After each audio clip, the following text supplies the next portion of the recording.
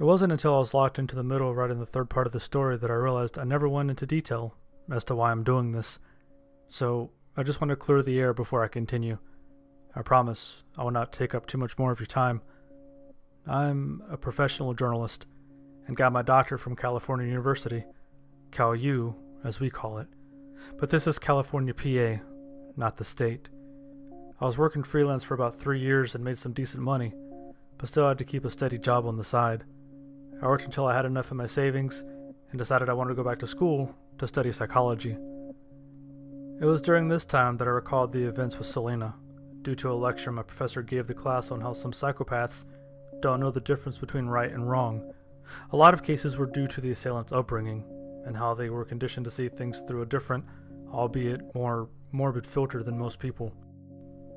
It was over a year by that point that I didn't have a good story to write about, so I got myself back into the groove of my current profession. I don't need to get into the details of where that went, since you've all read that for yourselves. That's why I'm doing this. I'm hoping this story will be my big breakthrough and help me get my career going full throttle. That may come off as a bit selfish, but so far I feel I have not hurt anyone during the whole process of getting this story out there. Okay, enough of a history lesson. You're not here for my story.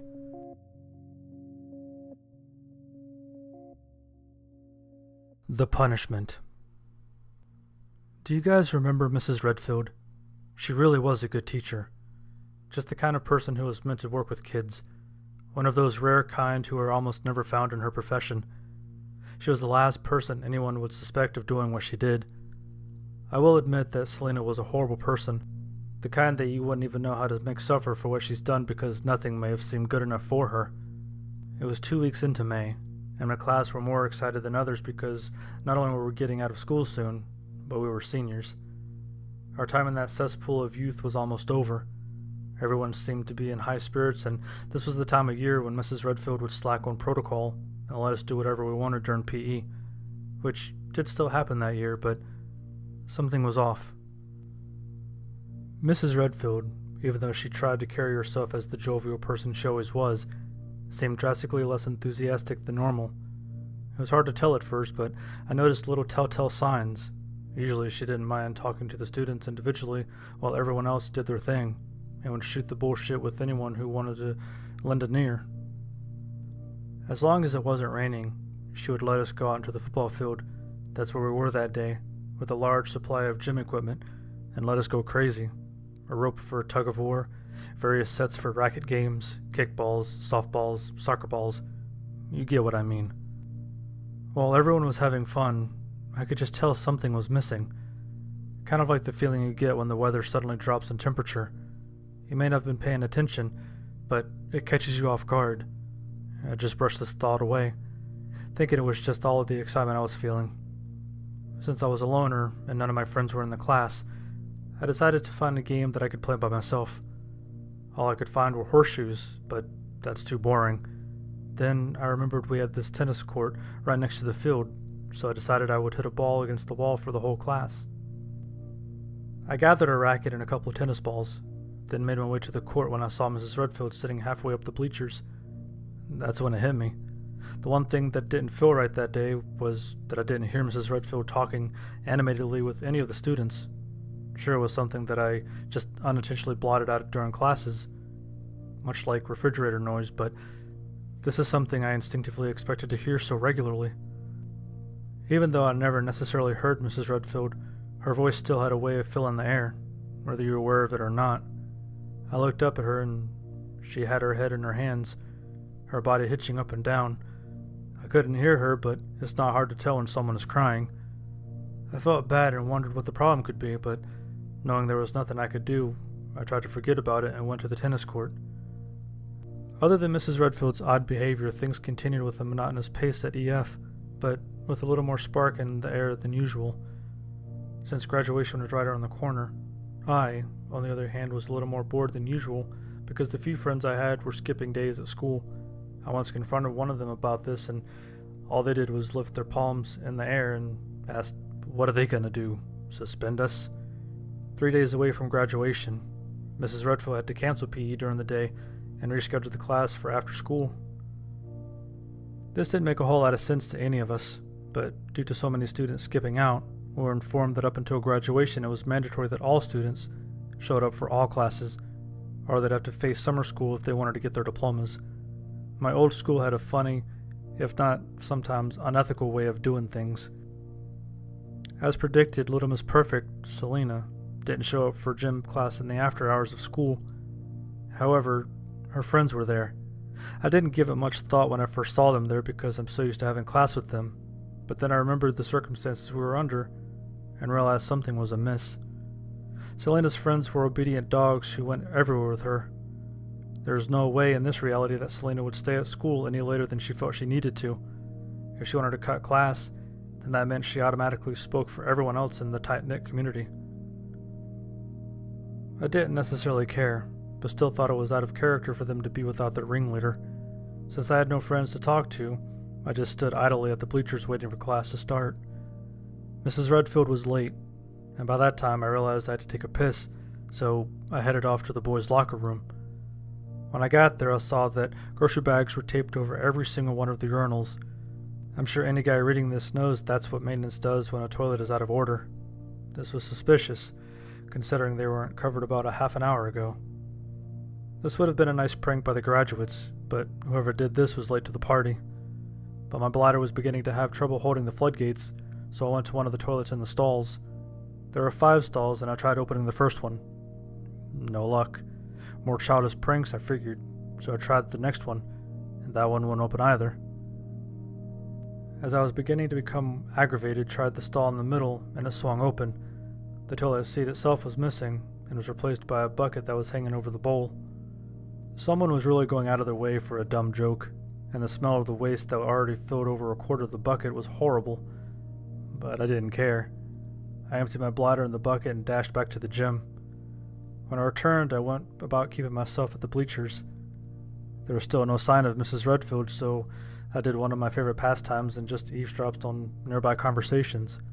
I know it's a creepy thing to do, but isn't it more entertaining to hear people make fools of themselves instead of initiating a conversation? Minutes later, with the memory of the disabled toilet slipped from my mind, I heard one of the girls in my class talking to her friend. "What's going on with the bathrooms?" My attention peaked as if a bee stung me in the ass, and listened intently. I don't want to go through the trouble of recounting the whole conversation because I think it's obvious what the issue was. Sure, there are no urinals in the girls' room, but they also had one solitary toilet available to them, bucket and all. At this point, Mrs. Redfield was running up to 50 minutes late for class. Then something white came rolling fast into the gymnasium. A white sheet hung over a figure sitting in one of those spinny chairs with wheels. Then came in Mrs. Redfield. I wish I could say I was happy to see her back in her usual charming mood, which she was, but her eyes had this glazed look to them. The best way I can describe it is that the lights in the room shined a little too bright off of her eyes, that kind of look people get when they are in another dimension, away from reality. Without a word, Mrs. Redfield retreats back out of the gym, into the hall, and drags in behind her a crate full of various sporting equipment. She then stops and looks around at the class with the corners of her mouth twitching upwards, but this was far from the look of someone who was happy. She then reaches into the crate and tosses a kickball to Billy, a slender kid with short blonde hair. Although I don't have anything bad to say about Billy, he was one of those kids who you knew came from a preppy family when you gave him just one look. He wasn't bad, but he definitely had a will that was made out of silly putty. Billy almost didn't catch the ball since he was so enamored, as well as everyone else, with the covered figure sitting in the middle of the gym, but did catch it more out of reflex than awareness. Mrs. Redfield folded her hands in front of her and bounced up and down on her tippy toes. "This is it, everyone. The last time we'll all be together. I thought it would be fun if we did a little bit of everything today. How does dodgeball sound for starters?" The figure in the chair sprung awake, assuming it was unconscious when it arrived, and began gyrating in place, but couldn't escape. Then the muffled scream of a girl came from underneath the sheets. Mrs. Redfield approached this figure and placed a hand on the sheet. "Come on, guys. Let's make this a day to remember." Mrs. Redfield pulled the sheet off of the figure. There she sat, layers of duct tape on her mouth, her body bound to the chair with ropes, her hands tied in front of her, and her face streaked with mascara due to so much crying. I'll never forget how blue and clear her eyes looked. They were glowing with pure fright and looked like crystals. I know she was evil, but Selena was beautiful. One of Selena's friends ran to her aid, but before she could get close, Mrs. Redfield reached behind her, pulled out a gun, and aimed it at the girl's head. The girl froze in place like she hit a brick wall, petrified. Her chin shook wildly from something she was trying to escape from her mouth. "What the hell are you doing? Are you crazy?" Mrs. Redfield didn't respond, and dragged Selena to the far other end of the gym against the matted wall. When she turned around, she saw that Billy was still holding the kickball and came back to him, then placed a gentle hand on his shoulder and guided him to the center of the gym. Come on, Billy, you start the game. I actually felt a bit bad for Billy. He looked so lost and confused. Mrs. Redfield clicked the hammer on her pistol, and Billy threw the ball without thinking. The ball landed dead on Selena's nose, drawing out from another muffled scream. Selena panicked and thrashed around in a restraint so hard that she brought herself to the floor, landing sideways. Mrs. Redfield came up to Selena, knelt down, and retrieved a pocket knife from the hoodie she was wearing. As she opened the knife, Selena screamed from behind the tape on her mouth so hard I wouldn't have been surprised if larynx had burst. The scream was so full of fear and panic that she sounded as inhuman as she was. Mrs. Redfield then placed a hand on Selena's forehead and rubbed it gently while shushing her. She then carefully put the tip of the blade into the center of the duct tape and cut a hole horizontally across Selena's mouth. Selena didn't waste any time screaming all kinds of obscenities at Mrs. Redfield, and with all that tape on her mouth, she looked like some deranged puppet. Mrs. Redfield took the butt of the pistol and cracked it down on the bridge of Selena's nose. I remember it sounded like a pencil snapping in half. Selena stopped screaming, but whimpered as Mrs. Redfield lifted her back up and placed her back against the wall. She then went to the crate of sporting equipment and brought out a tennis racket. Mrs. Redfield studied the tennis racket while tapping the muzzle of the pistol against her chin, deep in contemplation. She then turned to face the class. I'll be right back. Everybody, stay where you are. And don't even think about trying to escape, because it'll do you no good. I can hear the doors open, and believe me, I will. And when I do, not all of you will make it out. Mrs. Redfield left the gym, and everyone was basically traumatized at this point. All of Selena's friends who were there didn't waste any time trying to get there to help her out of the restraints, but found the knots on the ropes were too complicated, and none of them had a sharp object at hand. Mrs. Redfield came back, pulling a tennis ball shooter behind her, and the girls dashed back to the other side of the gym as fast as they could.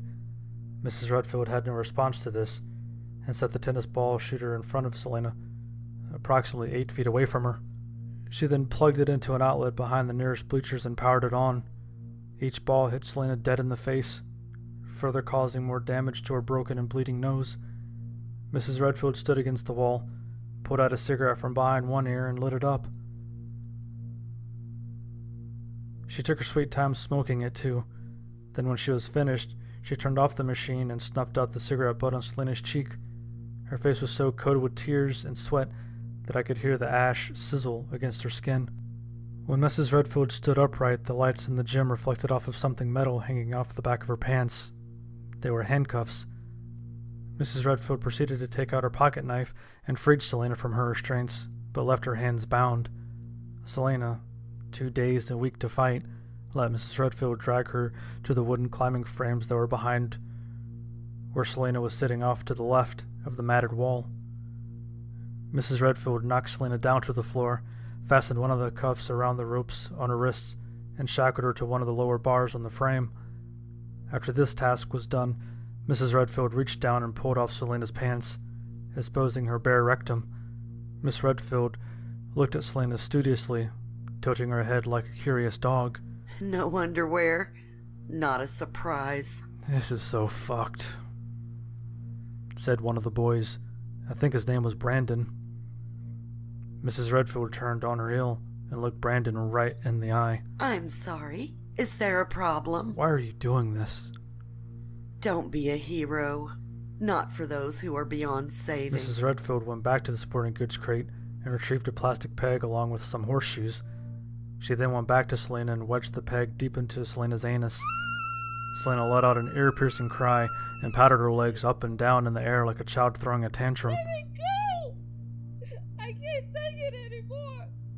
Somebody, please help me! I know there are people who wanted to help her, but what would you do at that age when someone you're supposed to trust would point a gun at your head? Most of us may have been dumb kids, but we were not suicidal. Mrs. Redfield turned around and looked at the class. Does anyone want to play horseshoes? Her tone of voice changed. She sounded like what she was been doing finally dawned on her, and her voice became very timid and uncertain. Nobody answered, and Mrs. Redfield looked back at Selena, who was crying uncontrollably. You did this to yourself, you know? Selena looked over her shoulder at Mrs. Redfield with those wide, crystal blue eyes. Why are you doing this? I didn't do anything wrong! Mrs. Redfield looked like someone slapped her in the face. She then burst out into hysterical laughter, which rapidly turned into a crying fit. She left the gym again, laughing all the way down the hall to the locker rooms. A moment later, she returned with a large bucket in her hands. The stench immediately filled the room, and it was the unmistakable smell of raw sewage. Mrs. Redfield stood over the top of Selena, emptied the bodily waste she collected from the buckets in the boys' and girls' bathroom on top of Selena's head. Mrs. Redfield dropped the bucket, and with a blank expression, dropped down on her knees and brought her pistol back out from the waistband of her pants. Selena continued to glare at Mrs. Redfield with those blue eyes of hers. My father is going to kill you. You fucking brat. You always get your way, don't you? Stupid girl, you've already lost. Your father's going to kill me? That is one satisfaction I will not let you have. Mrs. Redfield brought the pistol to her head.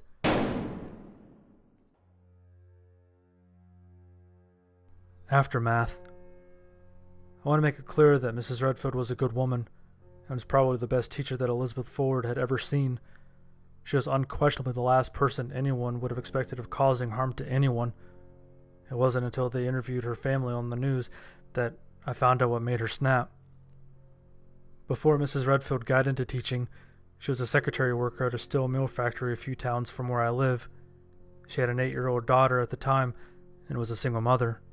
One day while she was at work, she got a call during her lunch break that a bookshelf in the library of her daughter's school fell on her, causing head trauma and putting her into a coma. Her daughter was in a vegetative state and was put on life support for about 2 months. The doctors made it as clear as they could to Mrs. Redfield that if her daughter did wake up, she would have already suffered severe brain damage and may not live longer than a couple of years. But Mrs. Redfield, like any good parent, didn't give up hope.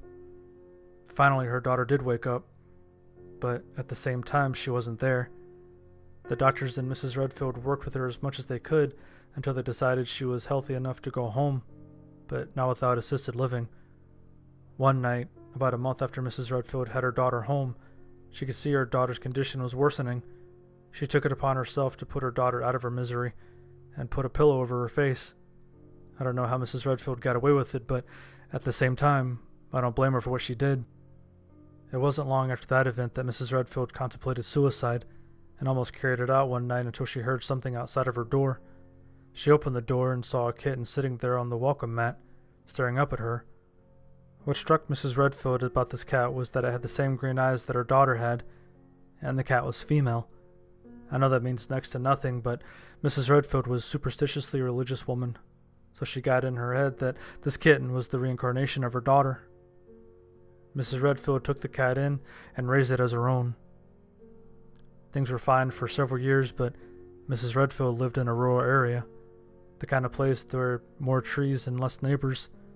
She decided it was time to move into the neighborhood because coyote sightings were becoming more prominent, and she liked to let her cat out for exercise on nice days. But where Mrs. Redfield moved to is where she really put her feline in danger. I had no idea about this until after that day in the gym, but Mrs. Redfield moved into a house that was close to Selena's. They were not exactly next door neighbors, but Selena's house was close enough that you could see and hear almost everything that went on. Things such as a certain cat that was a little too noisy, maybe. Mrs. Redfield's cat was in heat during the last couple of weeks, so she naturally got a bit too noisy. One night the air was just too still and it was very warm, and Selena was sleeping in her front lawn in the tent. The way I heard it was that the cat snuck outside and wouldn't shut up, so Selena took matters into her own hands, as she always did, and went into the house to get her father's shotgun. Mrs. Redfield was awoken by the blast. She turned on the front light of her house, opened the door, and saw her cat laying there on the front lawn with a scattered mess on the stump of her neck. She took this as losing her daughter again and went over the edge. On the day of her final gym class, Mrs. Redfield had it all planned out. She had the schedule for a late class set up in her favor, and after apprehending Selena and putting a rag over her mouth, she stole her phone and pretended to be her. Mrs. Redfield texted her friends and ordered them to go to the class after school. That's the story, and that's what really happened. I've heard other variations, but these are just exaggerated legends made up by kids who weren't there and who don't believe in it. I don't know if this was the ending any of you wanted, or if you think Selena got off easy, but that's what happened. As for Selena, the last I heard, her father finally shit himself and got a life sentence in prison. The FBI really wanted a piece of that guy, and they made a 4-course meal out of him when the opportunity came. Since Selena no longer had anyone to turn to, she eventually went into a psychotic breakdown, and her family committed her to a psychiatric hospital in Canada. And I'm guessing she went there just for the free health insurance, but Canada is good for that kind of things. That's it. End of story. I want to thank all of you for hanging in there with me, and for your patience, but I hope you learned something from the story. No matter who someone is, whether they are good or evil, have power or absolutely nothing, everyone breaks just as easy.